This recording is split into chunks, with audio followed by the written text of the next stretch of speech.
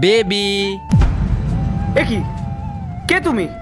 আর আমাদের বেডরুমে হুট করে ঢুকে গেছো কি করে? আসলে আমি কি আমি কি তোতলাচ্ছ কেন? আর তুমি উইদাউট এনি পারমিশন আমাদের বেডরুমে ঢোকার সাহস কি করে পেলে? কে তুমি? হ্যাঁ বলো কে তুমি, আর আমাদের ঘরে ঢোকার পারমিশন কে দিল তোমাকে?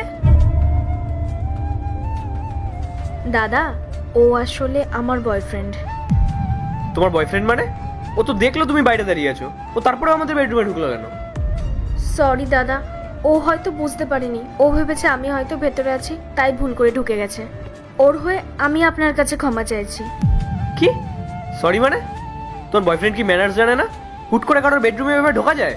এই, তোমরা দুজন আগে বেডরুমের বাইরে যাও, বেডরুমের বাইরে যাও। এই পায়েল, চলো তো দেখি। দেখো সব ঠিক আছে, ও তোমার বয়ফ্রেন্ড সেটা কোনো ফ্যাক্টর না, কিন্তু উইদাউট এনি পারমিশন হুট করে কারোর বেডরুমে ঢুকে যাওয়াটা কিন্তু ঠিক না।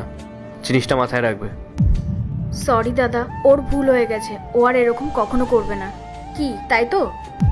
হ্যাঁ হ্যাঁ। সরি মানে কি সরি? আর কি ভুল হয়ে গেছে?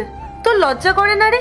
একজন বিধবা হয়ে একটা বয়ফ্রেন্ড রেখে দিয়েছিস, আর তোর সাহস কি করে হচ্ছে তুই আমার সামনে, মানে তুই আমাদের সামনে এইভাবে হাত ধরে দাঁড়িয়ে আছিস?